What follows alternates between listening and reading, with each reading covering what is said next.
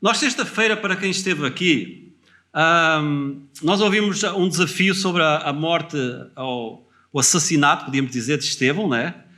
Pelo nosso irmão Rui Oliveira. Ele expôs o texto do final do capítulo 6 e todo o capítulo 7 e desafiou-nos a olhar para algumas, daquilo que aconteceu, para algumas particularidades, e várias coisas chamaram a nossa atenção, e a minha atenção de forma particular também, que estava ouvindo a palavra do Senhor.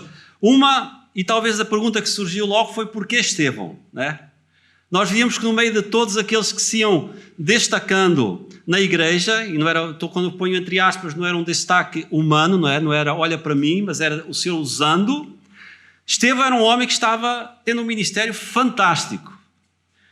E outros estavam tendo também um ministério, mas nem se ouvia ou nem se ouviu falar deles, né? Irmãos nossos do passado, fiéis também, com ministérios também. Estevão.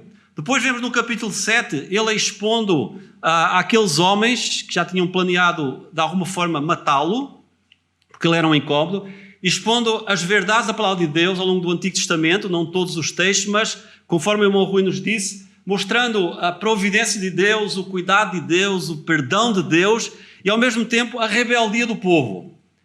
Deus ajudando o povo, ouvindo, se esquecendo, sendo rebelde, sofrendo as consequências, e vemos finalmente o assassinato de Estevão e como ele encara isso como algo que Deus estava permitindo, como um privilégio.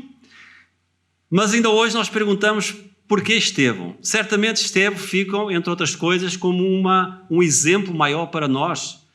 Sabemos que o nosso exemplo maior é o Senhor Jesus Cristo, mas como um exemplo maior de um irmão nosso que pagou um alto preço por ser fiel ao Senhor.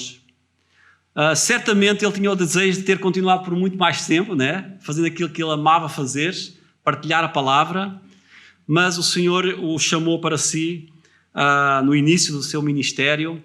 Mas fica um exemplo para nós, de por vezes o alto preço que tem sido pago por irmãos e irmãs nossas ao longo da história da igreja, e que nós sabemos que pela sua fidelidade ao Senhor não se calam, não ficam amedrontados, mas ousadamente falam da palavra e pagam um preço por isso. Nós, pela graça de Deus, talvez não estamos a pagar um preço tão alto, e o nosso irmão Rui falou isso também, porque nos acovardamos, né? Porque nos escondemos, porque não temos a ousadia de ir lá fora e confrontar as pessoas com a verdade da palavra de Deus, não com a nossa verdade, mas com a verdade da palavra de Deus, e certamente iríamos encontrar muita oposição também. Será que são todas as coisas? Esta é a primeira pergunta que eu pus aqui. O texto de Romanos 8, 28 diz: e sabemos que todas as coisas contribuem justamente para o bem daqueles que amam a Deus, daqueles que são chamados por seu decreto. Antes de prosseguirmos, eu queria ler mais alguns versículos. Nós não vamos ler o capítulo 8 todo, mas eu gostava de ler o capítulo 8, versículo 1, que diz: portanto, agora nenhuma condenação há para os que estão em Cristo Jesus, que não andam segundo a carne, mas segundo o Espírito. Então, Paulo começa por dizer: irmãos, a vocês que são salvos pelo sangue de Cristo, vocês não estão mais debaixo de condenação.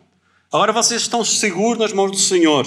Depois, um pouquinho mais à frente, no versículo 18, ele diz: porque para mim tenho por certo que as aflições deste tempo presente não são para comparar com a glória que em nós há de ser revelada. Então Paulo disse: olha, irmãos, salvos, guardados pelo Senhor, protegidos, enfrentando os desafios, mas em nada aquilo pelo qual vocês poderão passar se comparará com a glória eterna que vos aguarda, e onde vocês passarão não um período de 80, 90, 100 anos, mas toda a eternidade.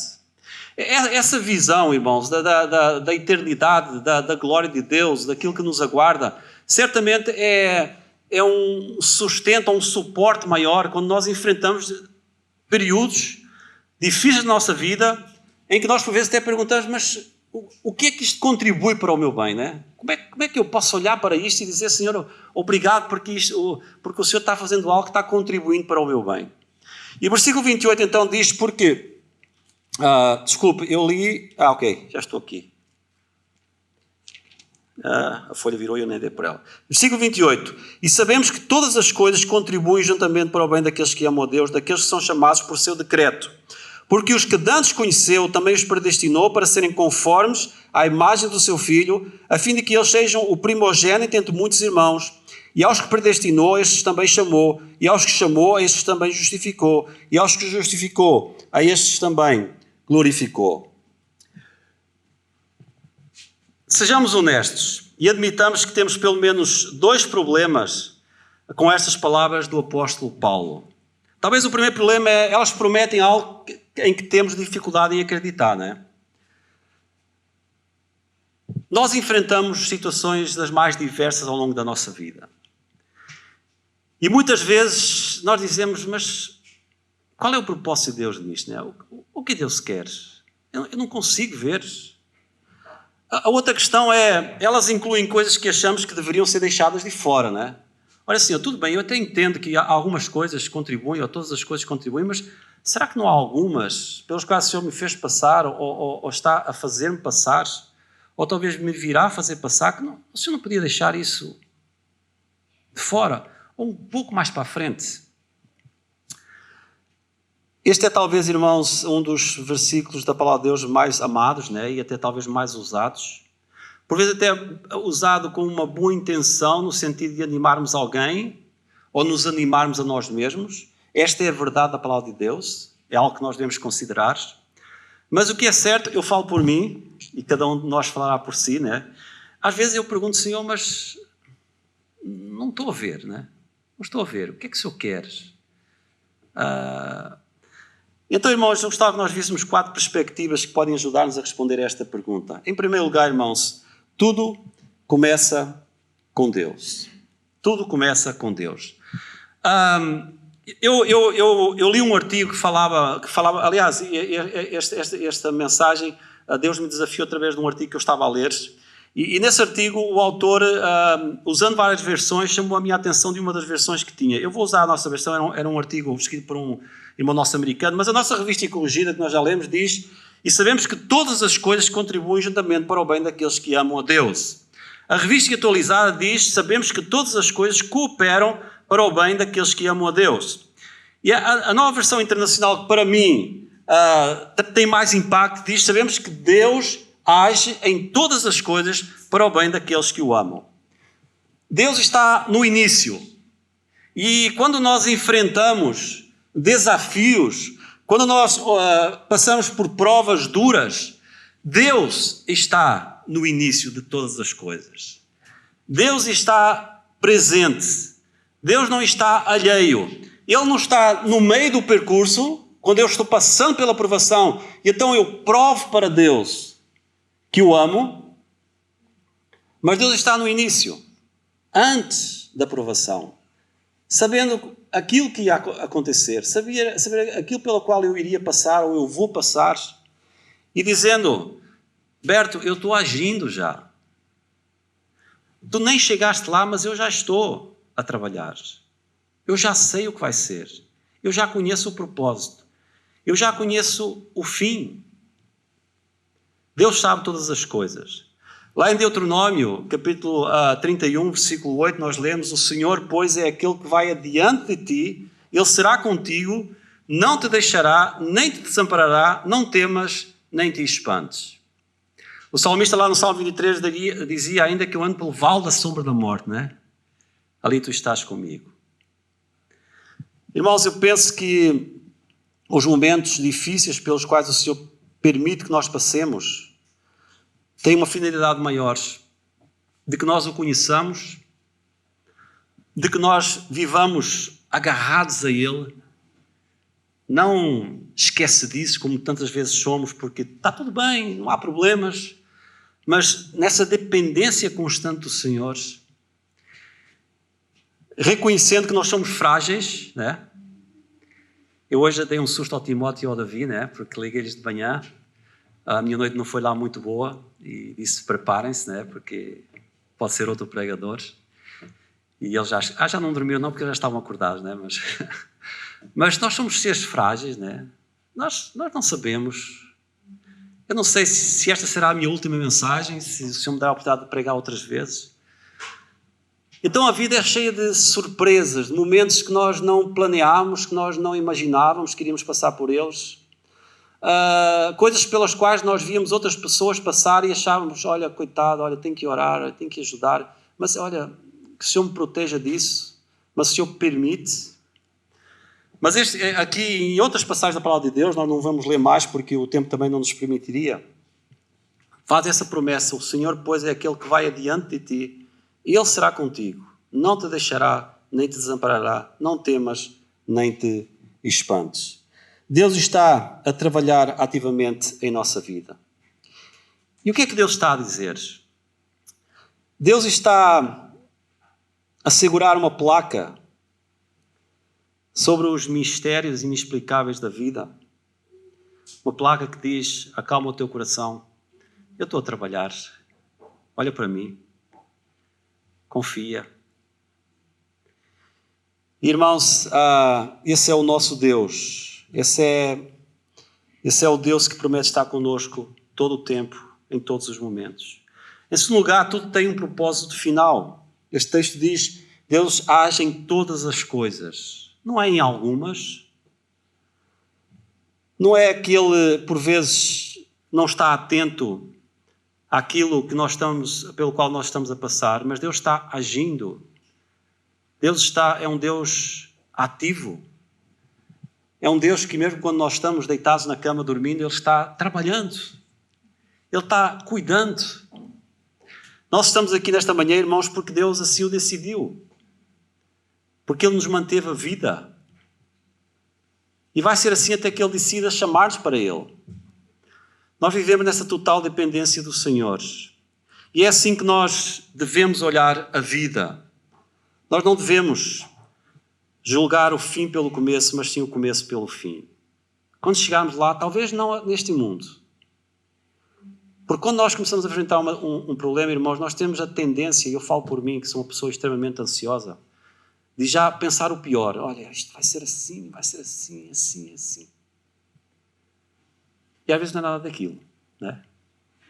Às vezes é uma coisa completamente diferente. Talvez algumas coisas, quando a provação chegar ao fim, nós estivermos neste mundo, nós vamos olhar para o começo e dizer: agora eu entendo. Senhor, agora eu entendo, não é? Talvez algumas coisas o Senhor só nos vai mostrar lá na eternidade. E nós vamos dizer: agora eu entendo. Irmãos, eu creio acima de tudo, e eu tenho dito isso muitas vezes acima deste púlpito, as provas pelas quais o Senhor tem permitido passar são a razão pela qual eu estou aqui esta manhã, na frente dos irmãos. Senão talvez já teria ido para outro lugar, já me teria distraído com outras coisas. Nós nos distraímos muito facilmente, nós nos enganamos a nós mesmos, achando que estamos fortes, né? Preparados para qualquer coisa. E às vezes o Senhor manda uma provaçãozinha pequenina e nós já abanamos todos. A nossa vida é feita de desafios, certamente teria aqui muitos irmãos e irmãs com mais autoridade para falar sobre esse assunto que eu. Já têm passado por duras provas, duras provações. O Senhor, na sua misericórdia, me tem poupado de alguns desses momentos. Eu não sei se eu disse aqui isso já uma vez, mas há uns 2, 3 anos atrás, eu até nem sei se foi aqui da última vez que preguei, mas para aqueles que estão aqui novos, alguém me ligou do Brasil e perguntou: onde estava Deus? Alguém crente no Senhor Jesus Cristo. Onde estava Deus quando o meu filho se suicidou? Onde estava Deus?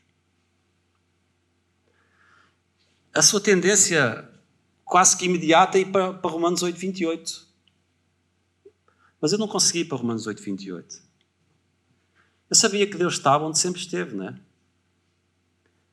Ele estava lá, olhando o seu filho sendo sacrificado naquela cruz. Ele estava lá, derramando a sua ira sobre Jesus. Ele está onde sempre esteve. E nós podemos conversar aquela madrugada toda, mas este irmão com muita dificuldade de entender isso. Há coisas que nós não vamos conseguir entender, irmãos.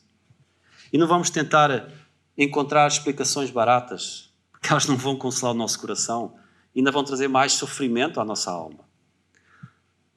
Vamos dizer: Senhor, como disse o Senhor Jesus Cristo, né?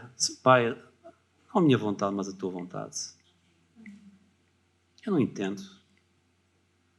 Mas, Senhor, se o Senhor diz que é para o meu bem, eu vou crer que é para o meu bem. A palavra de Deus diz lá em 2 Samuel 22, 31, o caminho de Deus é perfeito e a palavra do Senhor é refinada. Ele é o escudo de todos os que nele confiam. O caminho do Senhor é perfeito. O nosso não é. Mas é essa perfeição que Deus busca construir na nossa vida. E essa perfeição, ela vem através do sofrimento também. Não vejam o sofrimento como um castigo, como uma disciplina. Deus também disciplina, porque Ele nos ama. Mas veja como um ato de amor. Quando você disciplina o seu filho, você não disciplina porque você não o ama. Você o disciplina porque você o ama muito. E quer o bem dele. E às vezes custa mais a nós pais, agora eu já sou avô, né? Disciplinar-nos os nossos filhos ou os nossos netos do que custa a eles mesmos. Aquelas palmadinhas de amor, né? Mas tem que ser.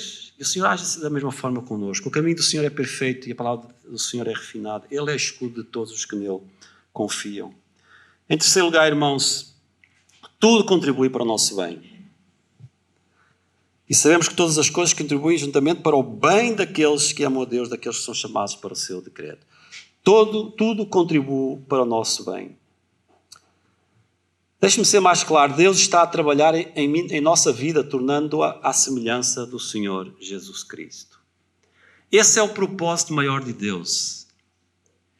Ele quer ver Cristo em nós, para que as pessoas possam ver Deus e glorificar a Deus através da nossa vida. Porque o Senhor Jesus não está mais aqui. Nós temos estado a estudar o livro de Atos ao longo destes últimos meses já, e estamos a ver a missão da igreja, que foi dada pelo Senhor Jesus Cristo. Por outras palavras, ele poderia dizer: eu vou para o Pai, mas vou continuar através de vocês, igreja, a cumprir a missão de anunciar as boas novas da salvação. Então nós somos os representantes do Senhor Jesus Cristo na terra. E as pessoas precisam ver Cristo em nós. E eu digo quão longe eu estou dessa realidade. Quanto nós precisamos mudar. E certamente chegaremos ao fim dos nossos dias e olharemos e diremos: ainda faltava tanto, não é? Mas Senhor, obrigado porque o Senhor foi misericordioso. O Senhor trabalhou, o Senhor mudou, transformou. Às vezes doeu, mas o Senhor cumpriu o seu propósito em minha vida.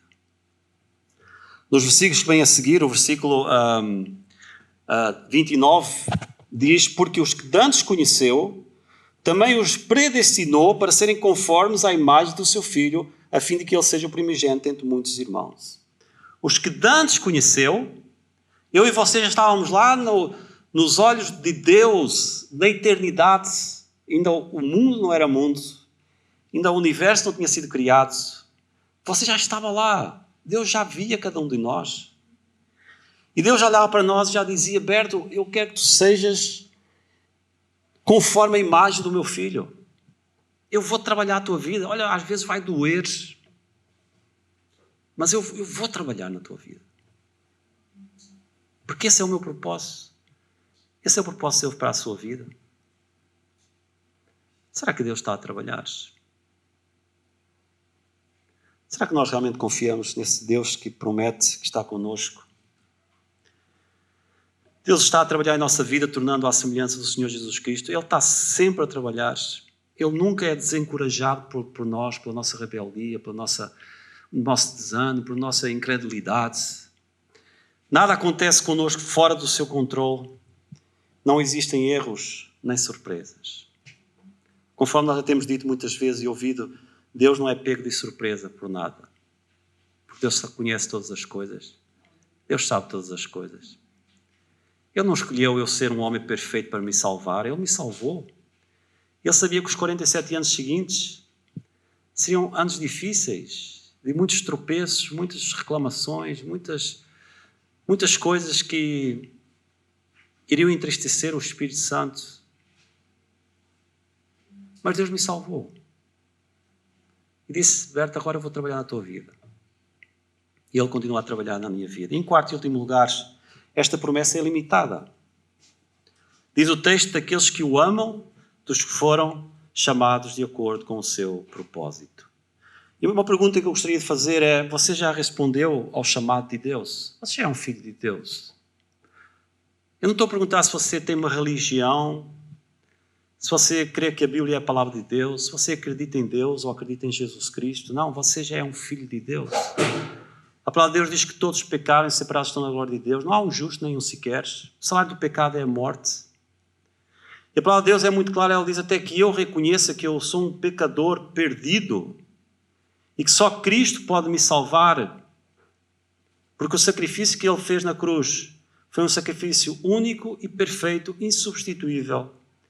Por isso Romanos diz: quando tu a boca confessares Jesus como Senhor e em teu coração creres que Deus o ressuscitou dentre os mortos, serás salvo. Você já confessou Jesus como Senhor, dizendo: Senhor, perdoa o meu pecado. Eu creio que Jesus morreu por mim. Eu creio que Ele pode me perdoar e pode me salvar. Eu confesso como meu Senhor. Você já fez isso? Não é religião, não é Bíblia. Apesar que fala da palavra de Deus, não é o ter uma Bíblia em casa. É Jesus Cristo. E a segunda pergunta: você já faz parte dos chamados de acordo com o seu propósito?